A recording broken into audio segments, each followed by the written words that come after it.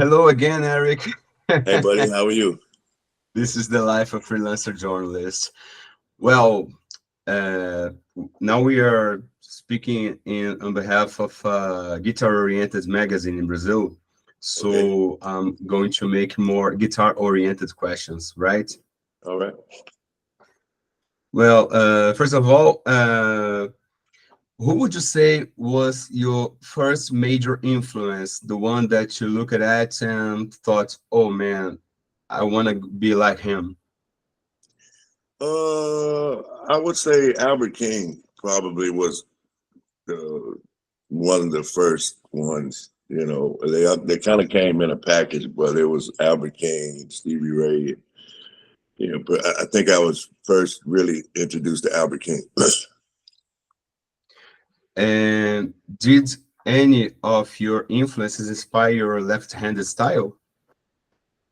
Not really, because I mean, in my early days of playing, it really wasn't even a thought of which way to me that I was playing. I just know that I was very inspired by what I was listening to, and whatever it took for me to learn it, then that's what I was going to do. It didn't even appear to me that, or did it make a difference that whoever I was listening to was playing a certain way? It didn't matter to me. So I don't know. Maybe subconsciously it had a bearing on it, but at the time it wasn't something I was really focused on. Did you encounter much difficulty being left-handed? I mean, for finding No, the instruments or maybe learning some techniques? no, no, because I played a right-handed guitar, and again, the drive to learn what I wanted to learn overshadowed anything that could have been anything that was difficult, such as how I was playing or me playing different from someone that I was listening to or anything like that. There was a very strong inspiration there for me to just try to figure it out. And everything that I needed to do, I kept doing it until I, you know, got at least somewhat satisfied with it. We've heard about your encounter with Stevie Ray Vaughan when you were around 15 years old. How did SRV shape your sound, and how did that meeting impact you?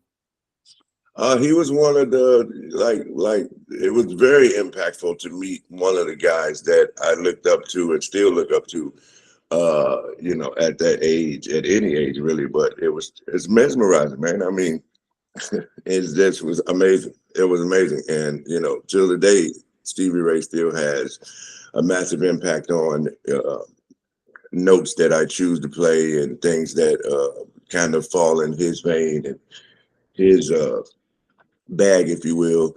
Um, you know, but yeah, it was a huge. It was a major impact on my life to actually get to meet one of my heroes then and now. What should not be missing in a good blues guitar tone? It's all dependent on the person, man. What should not be missing is don't forget to put the ingredient of yourself. Uh, that's the best thing I can think of is, always try to insert, who you are. How do you see the blues and the new generations of blues guitarists? I think it's going well.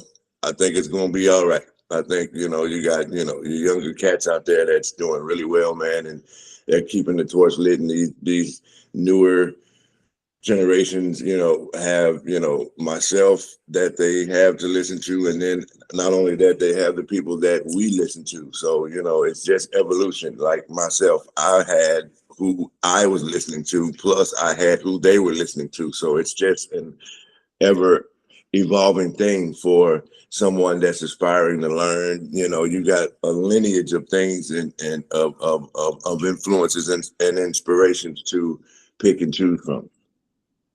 You mentioned the evolution, but is there still room for innovation within the style?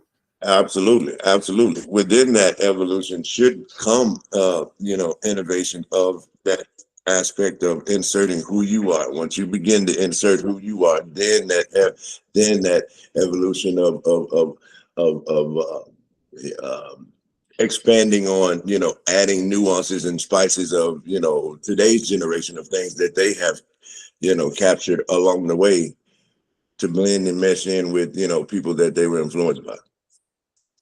In your opinion, is feeling, playing with feeling, something you learn or is it innate to the person? I think it's a little bit of both. I think, but more it comes from just life. I think it comes a whole lot from life. Some people are born with old souls, and it's just given. It's just there, and I can't give an explanation to that. But to how a person that's 4 or 5 years old can have such feeling of a 60 or 70-year-old person, I just don't understand that. But some people said that about me at an early age, so it's just something that happens. For those who are just starting out on the blues universe, what do you think is most essential to learn on the guitar? Uh, I mean, since we're speaking about blues, blues isn't captivated with the chord changes of 1 4 5. So if you learn 1 4 5, then you can play any blues song. What absolutely must not be missing in your setup, in your pedal board? A delay. Is it your favorite effect? I'd say I really like the delay. The delay is, yeah, it's grown to be something I'm attached to. Which delay do you use? The Tech 21. What's been playing on your playlist lately? Lately, not much, man. When I'm on tour, I don't play a whole lot of music. So, uh, and when I am playing some stuff, it's just the current hip hop. I really like hip hop and a lot of stuff of that nature. I mean, I'm almost generally never playing music that I play when I'm just riding around town, unless I get a wild hair to pop something on or anything like that. But it's generally just the most recent current hip hop that's on. Which artists? I mean, All of them, man. It's anybody from everybody, man. Everybody. I mean, the names escape me at the moment. And a lot of them I don't even know who they are, but it's just I like the beats and uh, you know some of the things that they're saying. It's I can relate to. you have released 18 albums throughout your career. How do you view your evolution as a musician and artist over these releases? Just trying to stretch the parameters and just keep it fresh and do a little something different each record. That's all. What's the musical secrets behind a Grammy nominated album? Uh, yeah, man, I don't know. I just put my heart and soul in it, man, and talked about a lot of deep topics and dug in and brought a dream team of writers and producers and things of that nature, and we all came together to try to make the best album that could possibly be for me, and I think we did. What's the difference between a good guitar solo and an amazing and awesome, memorable guitar solo? Uh, I don't know, man. Um, uh, I don't know. Just I don't know. Just I guess you know it's all up to the listener, and that could be a solo that's so amazing to someone, and then there's a solo, that same solo could be okay to somebody else. It just all depends on the person that's listening, the person that's playing. But it's if it moves you, if it has the capability of bringing out emotion in you, then I think that that's an amazing solo. And speaking of you, what are those amazing solos that make your jaw drop? Solos from other artists. The ones that you Uh, think, oh man, this is beyond amazing. it's so many, man. It's a whole lot of them, man. A whole lot. It's a whole lot, man. Stevie Ray, Eric Johnson, Wes Montgomery. Um, uh, of course, you got Hendrix. Uh, it's a lot of them out there, man. That makes me just sit back in awe and say, "Wow, how did that happen?" Joe Bonamassa, of course. Kurt Fletcher, Josh Smith. Just Matt Schofield. There's all kinds of cats out there that play stuff that just make you say, "Wow." Have you had the chance to explore a bit of the Brazilian music scene? Not much. Just when I go there, I just hear what's currently being played around over there, and it's pretty. I like it. Is there any aspect of the Brazilian music that intrigues you or that you would like to know more about? I just like the rhythms, and you know, the